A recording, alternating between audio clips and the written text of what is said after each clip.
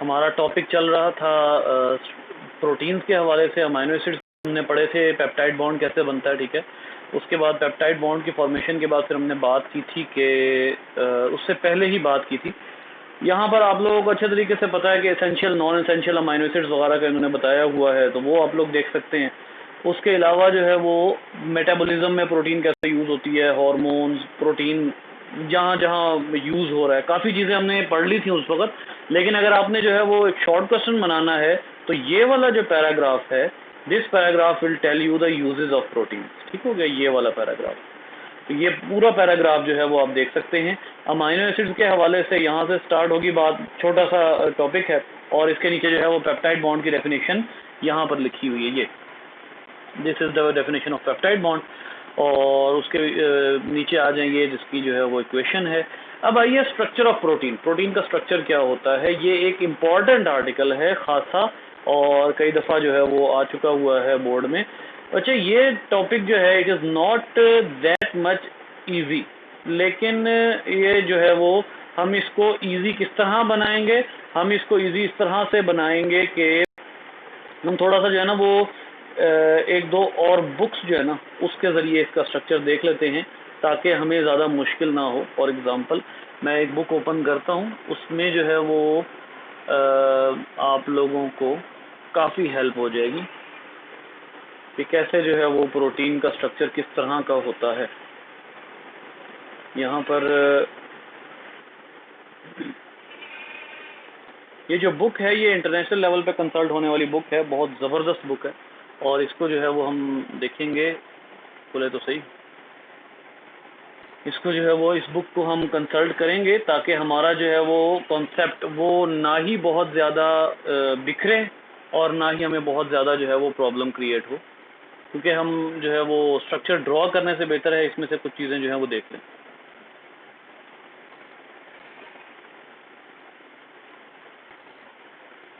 क्या हो गया भाई जी? हाँ ये ठीक है। इसमें जो है वो यहाँ पर होंगे cell solution view of life में होगा वो chapter characteristics of life, process of science, cell,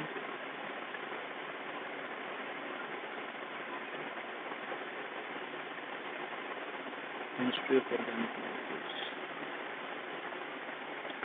इसमें जो है वो प्रोटीन्स मौजूद होंगी।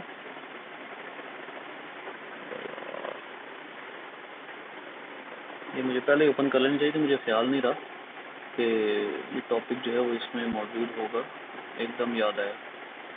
ये देखें, ये आप लोगों को इन्होंने अमाइलोपेक्टिन का स्ट्रक्चर है। अमाइलोपेक्टिन स्क्रीन शेयरिंग नहीं ऑन। ओए स्क्रीन शेयर नहीं की मैंने? नहीं सर। No sir. टाइम पे बता दिया, शुक्र है, क्योंकि फिर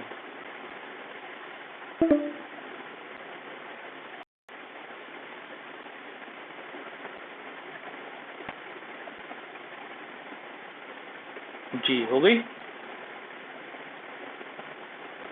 यस सर। ये देखिए, ये अमाइलोपेक्टिन का स्ट्रक्चर इन्होंने दिखाया हुआ है। ये देखिए, मैंने आपको बताया था ना ये अमाइलोज है। ये देखिए, मैंने आपको बताया था अमाइलोज जो है वो ब्रांच नहीं होता, अमाइलोज जस्ट अपने हेलिकल स्ट्रक्चर बना रहा है। लेकिन ये अमाइलोपेक्टिन है जिसमें ये हेलिकल स्ट्रक्चर भी बन रहा है, और उसके साथ एक ये ब्रांच है उसकी, एक ये ब्रांच है और एक ये ब्रांच है। ये अमाइलोपेक्टिन का स्ट्रक्चर दिखाया हुआ है। फिर ग्लाइकोजन, ये देख लीजिए, एक्सटेंसिवली ब्रांच, ये भी हमने डिस्कस की थी बात कि ग्लाइकोजन जो है वो ब्रांच्ड होता है। फिर इसी तरीके से नीचे आ जाइए, ये सेलुलोज स्ट्रेट चेन है, बिल्कुल सेलुलोज स्ट्रेट चेन मॉलिक्यूल है, इसमें ब्रांचिंग नहीं होती। प्रॉब्लम ये होता है कि एक तो हाइड्रोजन बॉन्ड्स होते हैं, दूसरा ये बहुत ही ज़्यादा ग्लूकोज के कंपोनेंट्स होते हैं। फिर ये इन्होंने आगे दिखाए हुए, ये देखें, ये इन्होंने सैचुरेटेड फैट्स दिखाए हुए हैं। सैचुरेटेड फैट्स में कौन कौन से फैट्स होते हैं, ये जनाब इन्होंने अनसैचुरेटेड दिखाए हुए। मैंने आपको बताया था जो अनसैचुरेटेड होते हैं वो जो स्ट्रेट चेन है उसको टेढ़ा कर देते हैं, ठीक है। और अनसैचुरेशन की वजह से देखें इन्होंने कॉर्न और कॉर्न ऑयल जो है वो अनसैचुरेटेड फैट्स, जितने भी ऑयल्स हैं वो अनसैचुरेटेड फैट्स हैं। ये देख लीजिए, इन्होंने वो किंक दिखाया हुआ है जो डबल बॉन्ड या ट्रिपल बॉन्ड जो इस चेन को टेढ़ा कर देता है, ठीक हो गया। तो यहाँ पर उन्होंने थोड़ा सा, मेरा ख्याल है saturated and trans fats in foods, ये वो बाकी बातें बताई हैं इन्होंने, LDL HDL वगैरह सारा बड़ी ज़बरदस्त इन्फॉर्मेशन मौजूद है। फॉस्फोलिपिड, ये देखिए, ये मैंने आपको स्ट्रक्चर दिखाया था ना, ये देखें, ये फॉस्फेट पोलर हेड, ग्लिसरॉल का मॉलिक्यूल, और उसके साथ एक स्ट्रेट चेन जा रही है, एक चेन बेंड हो रही है just because of this double bond, ठीक है, ये सारा, और ये इसने साथ ही मेम्ब्रेन का स्ट्रक्चर दिखा दिया हुआ है, बहुत आउटस्टैंडिंग है।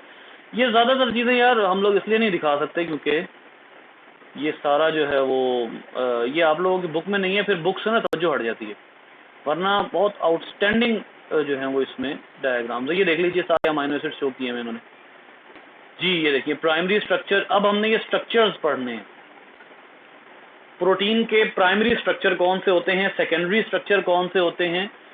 बेटा ये जो है ना आर्टिकल, ये इंपॉर्टेंट आर्टिकल है स्ट्रक्चर ऑफ प्रोटीन। ये जो स्ट्रक्चर ऑफ प्रोटीन का आर्टिकल है, इसमें हमने देखना है कि what shape do protein take, what shapes do protein take to perform different functions। Protein किस किस शेप में आ सकती हैं डिफरेंट फंक्शंस को परफॉर्म करने के लिए। फॉर एग्जांपल डिफरेंट फंक्शंस में आ जाइए, जैसे प्रोटीन ही हैं, अमाइनो एसिड्स ही हैं जो एक खास शेप में आके क्या बना लेते हैं, एंजाइम। वही अमाइनो एसिड्स हमारी स्किन की प्रोटीन भी बनाते हैं जिसको हम कहते हैं केराटिन प्रोटीन, केराटिन प्रोटीन, ठीक है, ये स्पेलिंग थोड़े से गलत हो गए, मैं इसको ठीक कर देता हूँ। तो हमारी यही अमाइनो एसिड, वही 20 एसेंशियल अमाइनो एसिड्स या जो 10 हैं जो हम प्लांट से लेते हैं, वो और उस तरह के बहुत से अमाइनो एसिड्स मिलकर, अमाइनो एसिड नेचर सेम है, लेकिन कोई जो प्रोटीन है वो एंजाइम की फॉर्म में हो जाती है, कोई जो है वो केराटिन बन जाती है, कोई हीमोग्लोबिन बन जाती है। अब सवाल ये पैदा होता है कि भाई एक ही तरह का कंपाउंड है, यानी कंपाउंड कौन सा है, कंपाउंड है प्रोटीन, लेकिन वो एंजाइम भी बन जाता है, वो स्ट्रक्चरल प्रोटीन भी बन जाता है। जैसे केराटिन जो है ये स्ट्रक्चरल प्रोटीन है, ये हमारा स्ट्रक्चर बनाती है, ठीक है। इसी तरीके से हमारे मसल में एक प्रोटीन होती है जिसका मैंने आप लोगों को बताया था, मायोग्लोबिन, जो कि हमारे मसल में ऑक्सीजन का इंतजाम करती है, मायोग्लोबिन, ठीक है, मायोग्लोबिन। अब वही अमाइनो एसिड्स एक खास अंदाज से अरेंज होते हैं तो वो मायोग्लोबिन बना देते हैं, वही अमाइनो एसिड्स जो हैं वो एक और अंदाज से अरेंज होते हैं तो वो हीमोग्लोबिन बना देते हैं। सब के सब हैं क्या, सब के सब प्रोटीन्स हैं। तो ऐसी कौन सी शेप्स हैं, ऐसी क्या, ये देखिएगा एक वर्ड यूज होता है कॉन्फॉर्मेशनल, कॉन्फॉर्मेशन। कॉन्फॉर्मेशन क्या होता है, कॉन्फॉर्मेशन का मतलब होता है शेप। ऐसी कौन सी कन्फर्मेशनल चेंजेस हैं जो आती हैं प्रोटीन में। कन्फर्मेशनल का मतलब आपको समझ आ गया होगा, शेप की चेंजेस। ऐसी कौन सी कन्फर्मेशनल चेंजेस आती हैं प्रोटीन्स में जो इन प्रोटीन्स को डिफरेंट फंक्शन परफॉर्म करने के काबिल बनाती हैं। प्रोटीन्स ही एंजाइम्स होती हैं, प्रोटीन ही केराटिन। अब ये केराटिन कहाँ होती है, केराटिन होती है हमारे हेयर में और हमारे नेल्स में, ठीक है, ये हमारे हेयर और नेल्स में मौजूद होती है। अब इसी प्रोटीन के अमाइनो एसिड को तोड़ के आप हीमोग्लोबिन भी बना लेते हैं, इसी प्रोटीन के अमाइनो एसिड को तोड़ के आप जो है हार्मोन्स भी बना लेते हैं। तो ऐसी कौन सी कॉन्फॉर्मेशनल चेंजेस हैं जो कभी अमाइनो एसिड को कोई फंक्शन करने के काबिल बना रही हैं, कभी अमाइनो एसिड को कोई फंक्शन करने के काबिल बना रही हैं। बच्चा याद रखिए, सबसे पहले तो आप ये बात जहन में रखिएगा, सबसे पहले हम ये बात जो है वो समझ लेते हैं कि प्रोटीन फॉर्म कैसे होती है, फॉर्मेशन ऑफ प्रोटीन। जी किसी को आइडिया है प्रोटीन बनती कैसे है?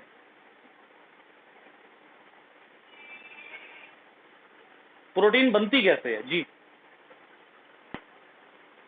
कौन सा प्रोसेस होता है जिसके जरिए हम प्रोटीन बनाते हैं? एक होता है जिसको हम कहते हैं ट्रांसक्रिप्शन, ये आपने पढ़ा हुआ है 10th क्लास में। दूसरा प्रोसेस के साथ क्या नाम पढ़ा था आपने? ट्रांसक्रिप्शन और ट्रांसलेशन। जी ट्रांसलेशन, ठीक है, ट्रांसक्रिप्शन और ट्रांसलेशन। तो अब जरा गौर से सुनिएगा प्रोटीन बनती कैसे है। बेटा ये हमारा जो है वो एक सेल है, ये एक सेल है और इस सेल के अंदर हमारे पास जो है वो एक अदद मौजूद है न्यूक्लियस। ये न्यूक्लियस है और इसके अंदर हमारे पास जो है वो डीएनए मौजूद है। ठीक हो गया, ये डीएनए मौजूद है। अच्छा, अब आइए इसको जरा जूम करके पढ़ेंगे हम। अब ये जो डीएनए है, इस डीएनए को याद रखिए कि हमारा जितना भी प्रोटीन बनती है वो डीएनए से बनती है। मतलब डीएनए ही ये हिदायत देता है कि प्रोटीन बनाई जाए, और डीएनए पे क्या चीजें मौजूद होती हैं? जीन्स मौजूद होते हैं। ठीक है, डीएनए ही ये हिदायत देता है कि प्रोटीन बनाई जाए। तो इसका मतलब है कि ये सारा समझने से पहले ये समझना पड़ेगा कि डीएनए प्रोटीन में कैसे कन्वर्ट होता है। तो आइए सबसे पहले ये पढ़ लेते हैं। बेटा, डीएनए जो है वो प्रोटीन में कुछ ऐसे कन्वर्ट होता है कि डीएनए सबसे पहले कन्वर्ट किया जाता है एक खास मॉलिक्यूल में, सिंगल स्ट्रैंडेड मॉलिक्यूल। और वो कौन सा मॉलिक्यूल होता है? वो मॉलिक्यूल होता है मैसेंजर आरएनए। डीएनए को सबसे पहले मैसेंजर आरएनए में कन्वर्ट किया जाता है। जब हम प्रोटीन को मैसेंजर आरएनए में कन्वर्ट कर लेते हैं तो उसके बाद फिर इस मैसेंजर आरएनए को निकाला जाता है, ये जो न्यूक्लियस है इसमें से निकाल के किधर भेजा जाता है? जी बेटा, मुझे बताइए, हमारे सेल के अंदर कौन सी ऐसी फैक्ट्री है जो प्रोटीन बनाती है? राइबोसोम्स। जी, राइबोसोम्स बनाते हैं। तो इधर देखिएगा, ये जो मैंने रेड कलर का जितना पोर्शन बनाया है ये है रफ एंडोप्लाज्मिक रेटिकुलम। ठीक हो गया। जब हमारा मैसेंजर आरएनए बन जाता है तो मैसेंजर आरएनए बन जाने के बाद इस मैसेंजर आरएनए को न्यूक्लियस से निकाल के किधर भेजा जाता है? रफ एंडोप्लाज्मिक रेटिकुलम पे। और रफ एंडोप्लाज्मिक रेटिकुलम का फीचर क्या है? जी बेटा, आप लोगों को पता होना चाहिए। रफ एंडोप्लाज्मिक रेटिकुलम का फीचर ये है कि इसके ऊपर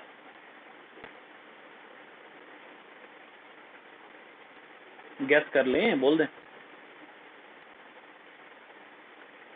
क्या मौजूद है? Protein synthesis. Rough endoplasmic reticulum के ऊपर मौजूद होते हैं राइबोसोम। ठीक है। अब आइए, हमें ये भी पता है कि राइबोसोम को हम क्या कहते हैं? Ribosomes are called as protein factories.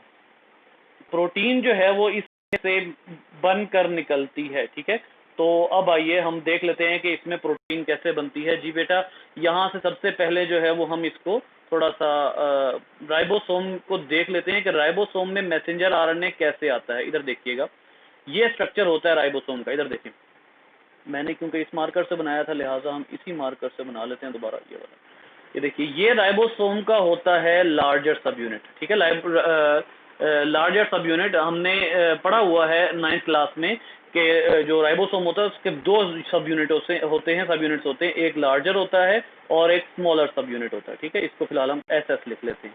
इस जो स्मॉलर सब यूनिट होता है और लार्जर सब यूनिट होता है, ये दोनों आपस में जुड़ जाते हैं। और जब ये दोनों आपस में जुड़ जाते हैं तो इनके दरमियान में मैसेंजर आरएनए आकर एडजस्ट हो जाता है।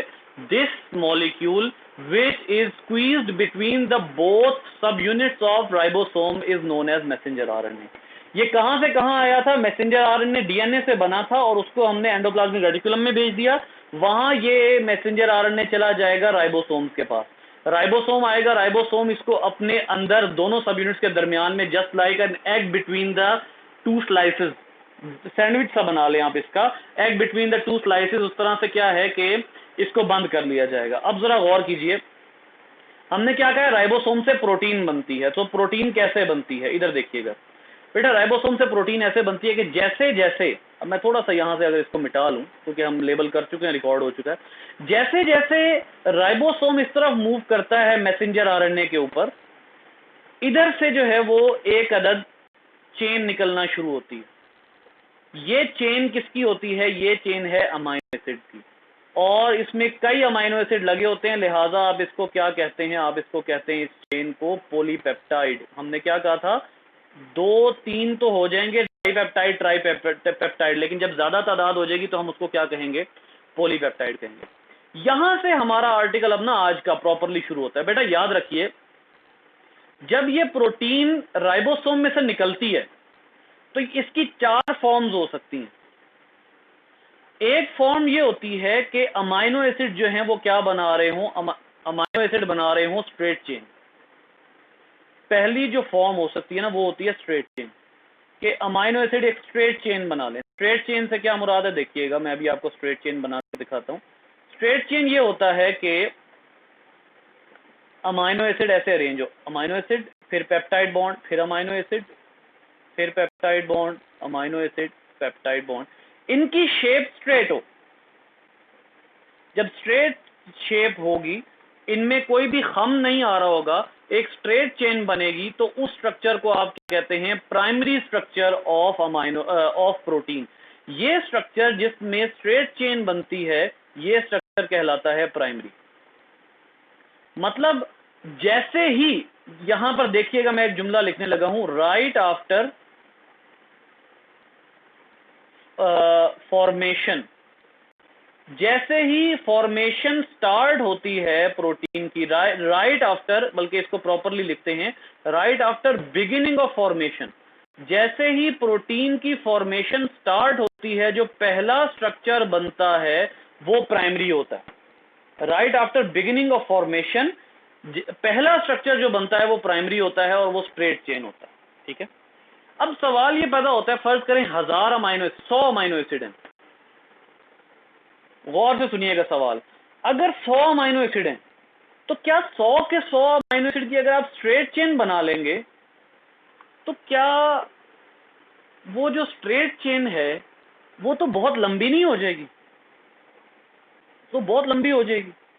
मतलब ये कि ये जो, अगर मैं स्ट्रेट चेन में अरेंज करता रहूं, लंबा सारा एक सीक्वेंस बना लूं, लंबा सारा एक सीक्वेंस बना लूं अमाइनो एसिड का, ए अमाइनो एसिड, और अरेंज हुए हुए हैं ये सारे अमाइनो एसिड स्ट्रेट चेन में अरेंज हुए हुए हैं। अब ये स्ट्रेट चेन में अगर अरेंज हो जाएं तो हमारे सेल में एक प्रोटीन नहीं आएगी, लिहाजा हम इसका क्या बना लेते हैं, स्ट्रेट चेन का हम बना लेते हैं हेलिक्स।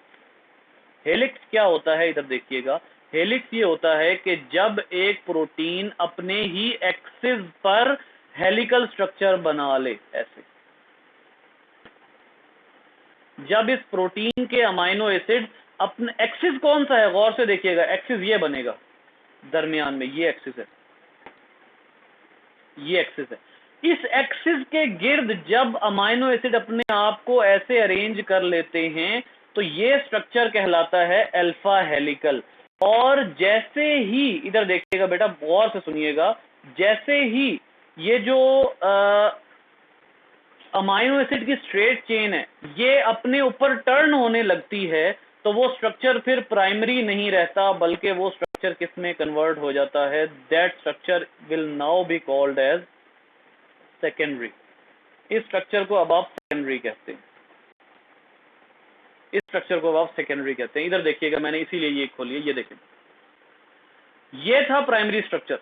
प्राइमरी स्ट्रक्चर में अमाइनो एसिड स्ट्रेट अरेंज हुए हैं, ये स्ट्रेट अरेंजमेंट चल रही है, कोई किसी किस्म का अपने ऊपर जो है वो बेंडिंग नहीं हुई हुई।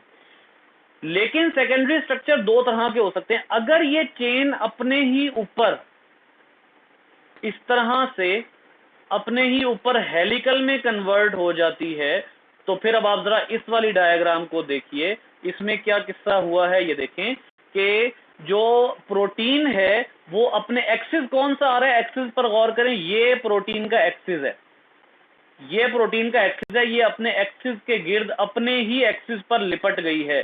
जब प्रोटीन अपने ही एक्सिस पर जो है वो टर्न हो जाए तो ऐसे स्ट्रक्चर को हम कहते हैं अल्फा हेलिकल। ये देखें, alpha helix structure, alpha helix structure है। ठीक है, अब इसमें होता क्या है, अब जरा गौर से सुनिए बेटा, जरा इधर देखिएगा, मेरे पास ये एक एक्सिस है, ये एक एक्सिस है मेरे पास। ठीक है, इस एक्सिस के गिर्द में एक रस्सी लपेट देता हूं। ठीक है, मैं ऐसे करके इसके गिर्द रस्सी लपेट देता हूं। अगर मैं इसके इर्द गिर्द रस्सी लपेट देता हूं, जब मैं रस्सी छोड़ूंगा तो वो रस्सी ओपन होगी कि नहीं होगी?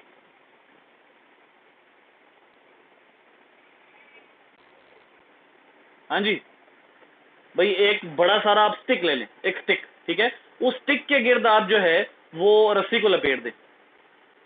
अब अगर आपने उस स्टिक के गिर्द रस्सी को लपेटा है तो क्या जब आप हाथ छोड़ेंगे तो वो रस्सी ओपन नहीं हो जाएगी?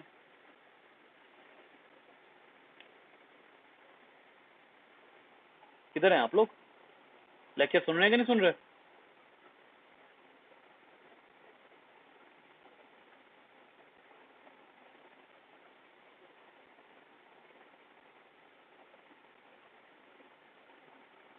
बॉयज?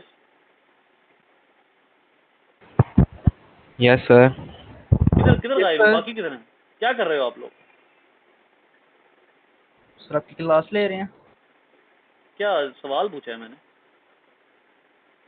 इतना आसान सवाल है, सर कोई आप मुश्किल साइंस भी नहीं पूछी मैंने। मैं सिर्फ ये पूछा है कि आप एक रस्सी को अगर एक स्टिक के गिर्द लपेट देते हैं और उसके ऊपर कोई क्लिप नहीं लगाते, आप हाथ छोड़ेंगे वो रस्सी ओपन हो जाएगी, ठीक है? बिल्कुल ऐसे ही इधर देखिएगा, जब ये प्रोटीन अपने स्ट्रक्चर के गिर्द रोल करेगी ना, अपने एक्सिस के गिर्द रोल करेगी, तो इसको आपको सपोर्ट देनी पड़ेगी।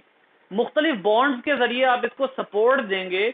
अगर इसको आपने सपोर्ट ना दी तो फिर ये वापस किस शेप में चली जाएगी? फिर ये वापस इस प्राइमरी शेप में चली जाएगी। तो हेलिकल स्ट्रक्चर को सपोर्ट देने के लिए आप क्या करते हैं? हेलिकल स्ट्रक्चर को अपने एक्सिस के गिर्द जो है वो स्टिफ रखने के लिए, अपने एक्सिस के गिर्द बरकरार रखने के लिए आप बीच में क्या लगा लेते हैं? आप हाइड्रोजन बॉन्ड्स लगा लेते हैं। हाइड्रोजन बॉन्ड क्या करते हैं? हाइड्रोजन बॉन्ड इस हेलिकल स्ट्रक्चर को मेंटेन करने में हेल्प करते हैं। बेटा अब जरा गौर से सुनिएगा, आपको पता है कि डीएनए क्या होता है? डीएनए डबल स्ट्रैंडेड होता है। डीएनए के ऊपर जो है वो नाइट्रोजनस बेसिस लगी हुई होती हैं, ठीक है?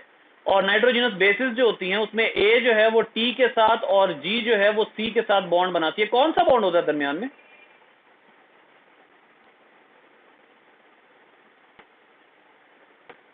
हाइड्रोजन बॉन्ड होता है दरमियान में, है ना? दरमियान में हाइड्रोजन बॉन्ड होता है। ये जो हाइड्रोजन बॉन्ड, याद रखिए किसी भी मॉलिक्यूल को, बायोलॉजिकल मॉलिक्यूल को अपने स्ट्रक्चर में बरकरार रखने का सबसे बेहतरीन जरिया क्या है? Hydrogen bond.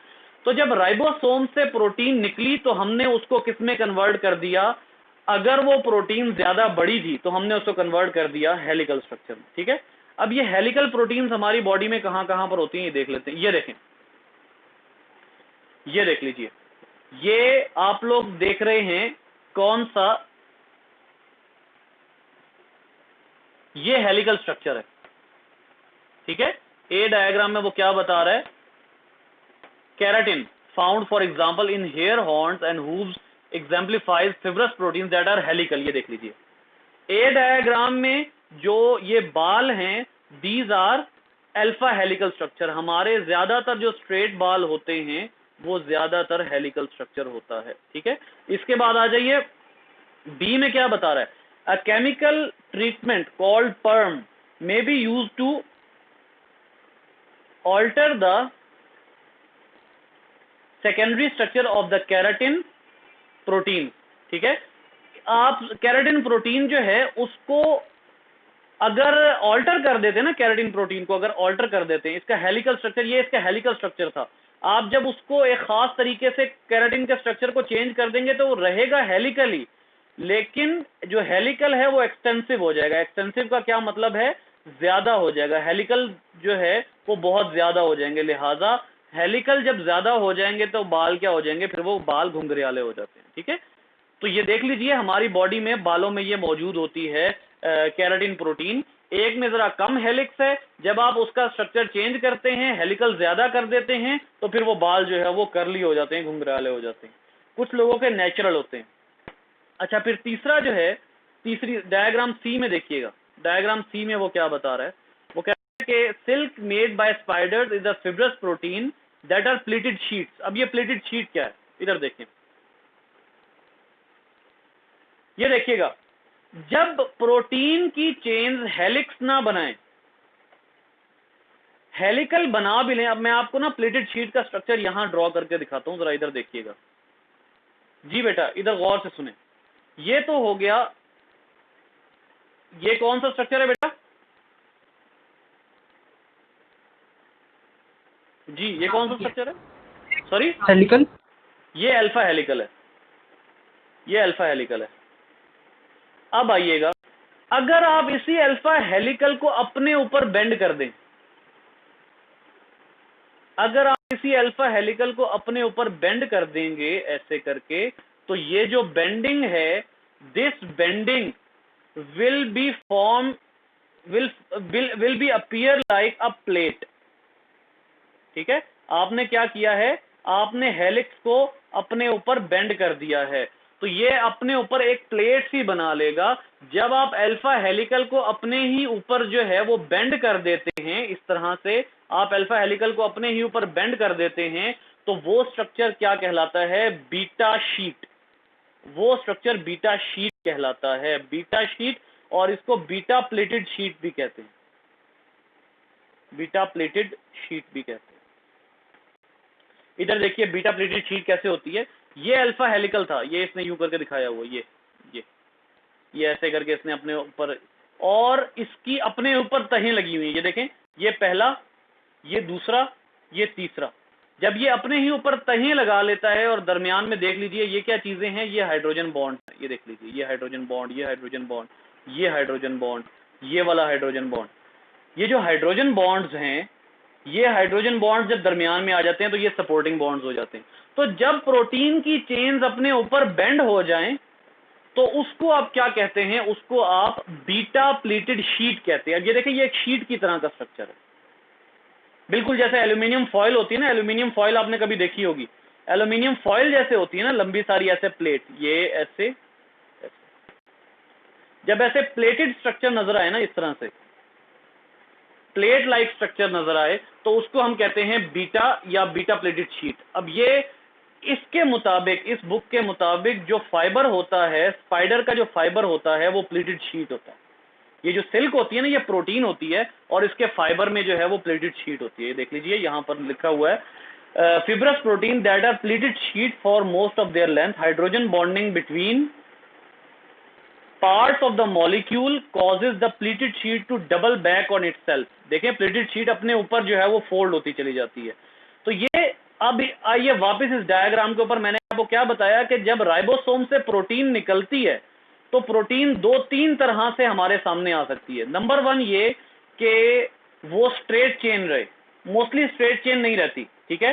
तो वो कौन सा स्ट्रक्चर हुआ? वो स्ट्रक्चर होता है प्राइमरी। अगर वो स्ट्रेट चेन से कन्वर्ट हो जाए अल्फा हेलिकल में तो वो सेकेंडरी है। और सेकेंडरी की दो टाइप्स हैं बेटा, याद रखिए। सेकेंडरी जो स्ट्रक्चर है इसकी दो टाइप्स होती हैं, आपको अभी पता लग चुका है। एक होती है अल्फा हेलिक्स और दूसरी टाइप होती है बीटा। दूसरी टाइप होती है बीटा प्लेटेड शीट, ठीक है। वो हमने दोनों में देख लिया कि जब प्रोटीन अपने ऊपर बेंड होगी तो वो जो है वो बीटा प्लेटेड शीट कहलाएगी। तीसरी टाइप का एक और स्ट्रक्चर होता है जिसको आप कहते हैं टर्शरी स्ट्रक्चर। इधर देखिएगा, बड़ी इंपॉर्टेंट चीज है, ठीक है।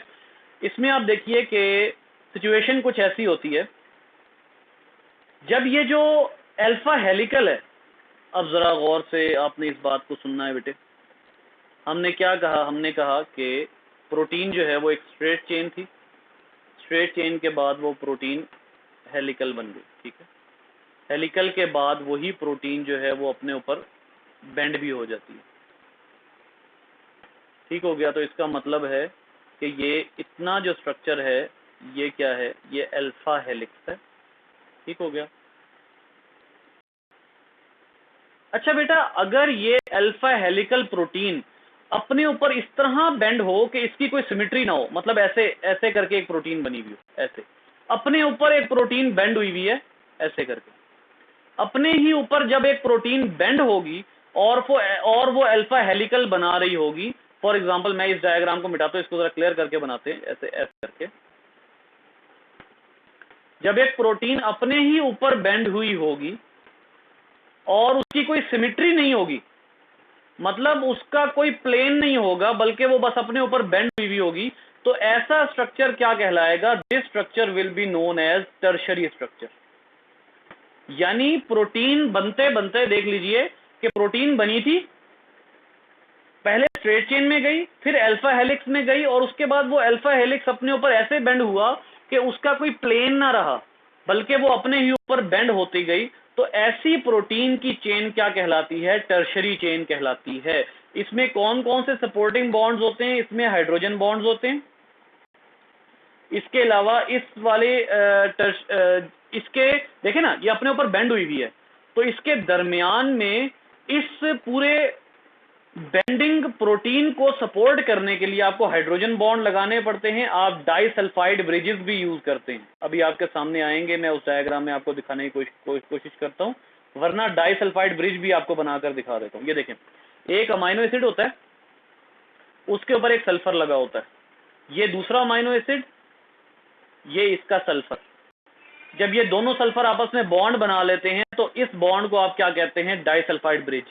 अब ये एक चेन का, ये दूसरी चेन का, दोनों जब आपस में डाइसल्फाइड ब्रिज के जरिए जुड़ जाते हैं, ये इनका सपोर्टिंग बॉन्ड होता है, मतलब ये इस स्ट्रक्चर को टूटने नहीं देता। एग्जांपल आपको देता हूं मैं। जी बेटा, आपके पास एक कागज हो, ठीक है, एक कागज है, उस कागज को आपने रोल किया और उसका बॉल बना लिया। जब तक तो आपने उसको हाथ में मजबूती से पकड़ के रखा है, तब तक तो उसका स्ट्रक्चर बरकरार है। जैसे ही आप उसको छोड़ेंगे क्या होगा? स्ट्रक्चर खराब हो जाएगा, ठीक है। उसको बनाने के लिए, उसके स्ट्रक्चर को कायम रखने के लिए आप क्या करते हैं? आप उसके स्ट्रक्चर को कायम रखने के लिए उसके ऊपर टेप लगा लेते हैं। अक्सर लोग कैदी कैदी वो होते हैं, कैदी कैदी का गेम होता है, कैदी कैदी खेलने के लिए क्या करते हैं कि उसको रोल किया, उसको एक बॉल बनाया और उसके ऊपर कस के जो है वो टेप लपेट दी, उसका स्ट्रक्चर बरकरार है। तो अब उस बॉल के स्ट्रक्चर को बरकरार रखने के लिए आपने क्या किया है? आपने उसके ऊपर टेप लगा दी है। बिल्कुल वैसे ही आप प्रोटीन के स्ट्रक्चर को बरकरार रखने के लिए क्या करते हैं? प्रोटीन के स्ट्रक्चर को बरकरार रखने के लिए हाइड्रोजन बॉन्ड्स यूज करते हैं, डाइसल्फाइड ब्रिजेस। तो अब क्या पता लगा हमें? हमें यह पता लगा कि जब प्रोटीन अपने ऊपर बेंड होती है विदाउट सिमेट्री, तो ऐसा प्रोटीन का स्ट्रक्चर क्या कहलाता है? Tertiary structure. अब आ जाइए क्वाटरनरी की तरफ। क्वाटरनरी स्ट्रक्चर क्या होता है बेटा? जब 2-3 टर्शरी चेन एक दूसरे के साथ मिलकर एक फंक्शनल प्रोटीन बनाएं। ये देखिए, ये एक फंक्शनल प्रोटीन है, ये एक फंक्शनल प्रोटीन, ठीक हो गया, मतलब ये काम अपना कर सकती है। लेकिन एक ऐसी प्रोटीन जिसमें 2-3 चेन्स मिलकर एक फंक्शनल प्रोटीन बनाती हैं, ऐसा स्ट्रक्चर क्या कहलाता है प्रोटीन्स का? ऐसा स्ट्रक्चर कहलाता है क्वाटरनरी स्ट्रक्चर। और इसमें भी यही बॉन्ड्स होते हैं सपोर्ट के लिए। होता क्या है? अब देखिए, ये फंक्शनल, फर्ज करें ये एक एंजाइम है। आपको अच्छे तरीके से पता है कि एंजाइम बहुत ही नाजुक किस्म की प्रोटीन होती है। एंजाइम इतना नाजुक क्यों होता है? उसकी वजह यह है कि इसके इन दो, फर्ज करें इन दो चेन्स के दरमियान में हाइड्रोजन बॉन्ड्स मौजूद हैं। और कौन से बॉन्ड मौजूद हैं? डाइसल्फाइड ब्रिज मौजूद है। अब क्या हुआ? आपने जनाब जो टेम्परेचर है वो ज्यादा कर दिया। टेम्परेचर किसके ऊपर इफेक्ट करता है? टेम्परेचर बाकी किसी के ऊपर इफेक्ट इतना नहीं करता जितना इन हाइड्रोजन बॉन्ड्स और डाइसल्फाइड ब्रिजेस पे एक्ट करता है। और इसकी ये चेन जब टेम्परेचर तोड़ देगा तो अब क्या होगा? अब जो फंक्शनल प्रोटीन थी यानी एंजाइम था वो टूट जाएगा। फंक्शनल प्रोटीन टूट गई तो इसका फंक्शन खत्म। फॉर एग्जाम्पल, आइए जरा इसको मजीद अच्छे तरीके से समझते हैं एक एग्जाम्पल से। ये देखिएगा, फर्ज कर लें बेटा कि इस पोर्शन में, इस एरिया में क्या बन रही है? एंजाइम की एक्टिव साइट है। एक्टिव साइट कौन सी होती है एंजाइम की? जल्दी से आंसर करें।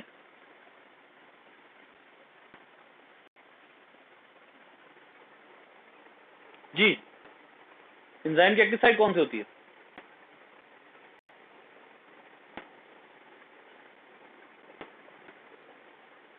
जी जी जल्दी करें, बोलें।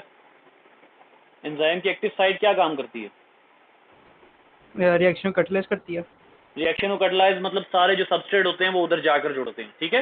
तो अब आप देख लीजिए, अगर टेम्परेचर ने एक्टिव साइट के बॉन्ड तोड़ दिए तो बाकी पूरे स्ट्रक्चर का कोई फायदा नहीं होगा अगर टेम्परेचर एक्टिव साइट को बेकार कर देता है, क्योंकि एंजाइम के स्ट्रक्चर का तो फायदा है, लेकिन असल में एंजाइम कहां से वर्किंग करता है? एक्टिव साइट से वर्किंग करता है, ठीक हो गया। तो इसका मतलब ये है कि ये जो एंजाइम के स्ट्रक्चर हैं या जो प्रोटीन के स्ट्रक्चर हैं, हर एक स्ट्रक्चर अपना अपना डिफरेंट फंक्शन परफॉर्म करता है। एग्जांपल, इधर आइएगा, आप जरा गौर से सुने।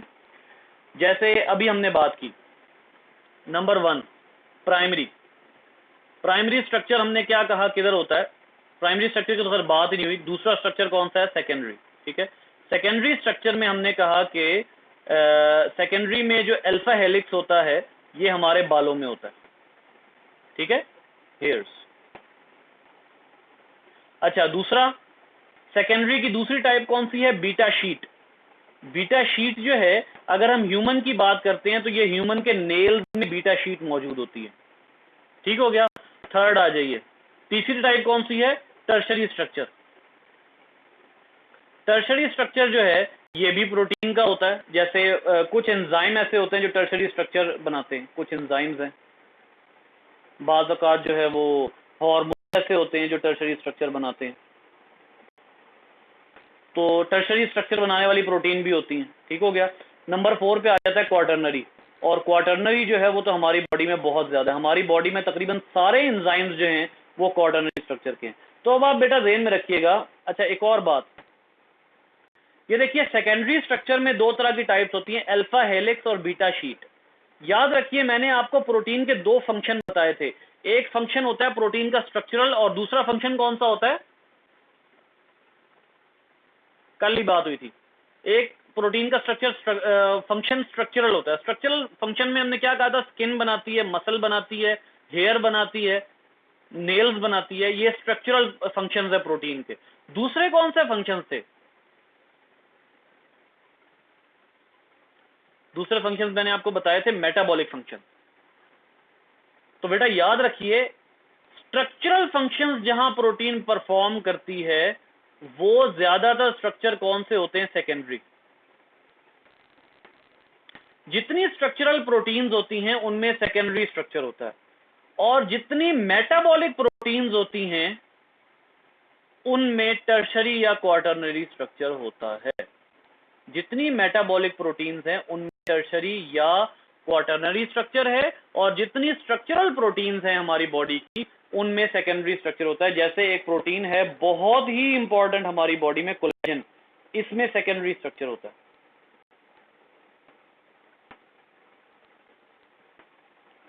जी बेटा, कुछ पल्ले पड़ी है बातें?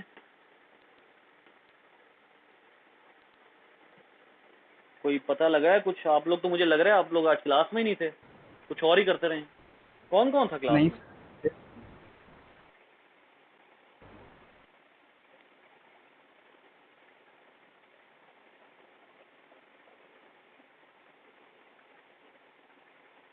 जुरैज, बाकी तो मुझे इस वक्त भी यहाँ नहीं नजर आ रहे। अरहम, हुजैफा, कासिम इस वक्त भी यहाँ नहीं है।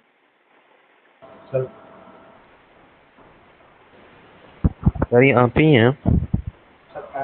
तो आज चुप क्यों लगी हुई है? माइक क्यों ऑफ है? जी, कुछ समझ आया? जी सर। Yes sir. अगर कोई बात देख लीजिए बेटा, ये इस तरह से जो है ना वो टालने वाली बात ना किया करें। इस तरह से जो है वो अपना आप लोगों को कुछ भी समझ नहीं आ रहा। और ये बहुत इंपॉर्टेंट आर्टिकल है। Primary, secondary, tertiary. सेकेंडरी की दो टाइप्स, टर्सरी और क्वार्टरनरी। ये देख लीजिए इन्होंने जो क्वार्टरनरी में दिखाया हुआ ना, ये मैं बात करने लगा था कि ये देख लीजिए एक चेन, दूसरी चेन, तीसरी चेन, चौथी चेन, 4 चेन्स हैं जिन्होंने मिलकर एक फंक्शनल प्रोटीन बनाई हुई है। तो फंक्शन देखें, जिस स्ट्रक्चर में प्रोटीन फंक्शन परफॉर्म करेगी उस प्रोटीन को वहीं तक रखा जाएगा। जैसे अगर हमारी स्किन में बीटा शीट है, फर्ज कर लें हमारी स्किन में बीटा शीट है, तो अगर स्किन प्रोटीन बनानी होगी तो उस प्रोटीन को वहीं तक महदूद रखा जाएगा। अगर हमने हेयर बनाने हैं और हेयर में अल्फा हेलिकल है तो उस प्रोटीन को वहीं तक महदूद रखा जाएगा, उससे आगे नहीं ले जाया जाएगा।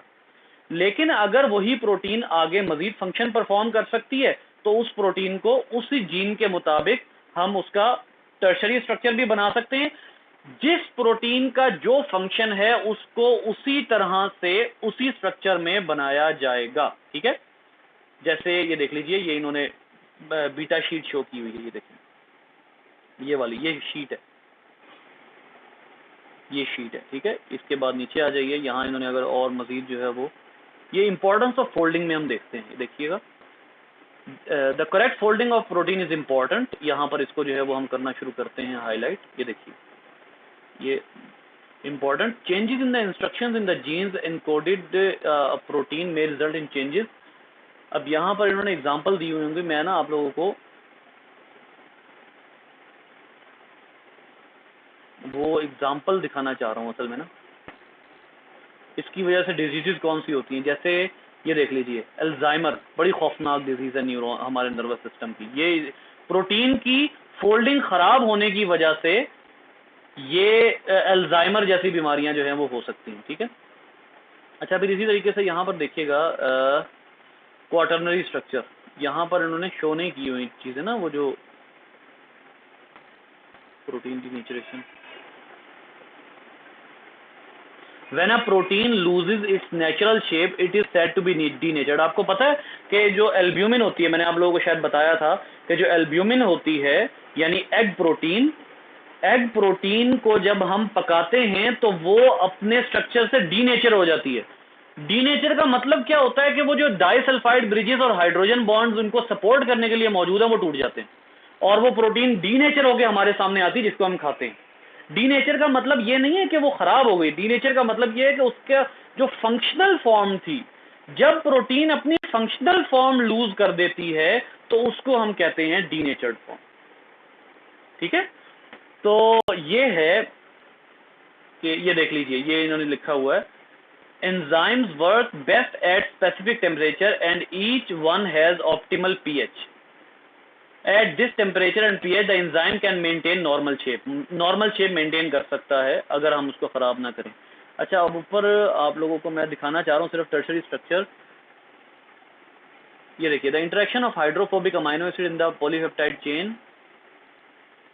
इसमें एक दो बातें रह गई हैं, लेकिन आप लोगों ने नेक्स्ट टाइम जो है वो ये चीज़ें ये पढ़ के आना है बेटा।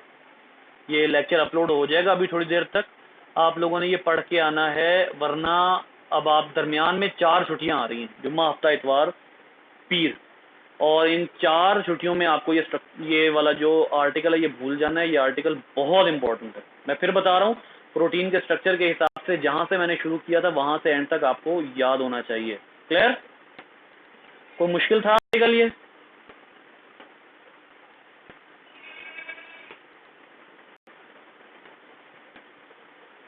हाँ जी, आर्टिकल मुश्किल था या ठीक था?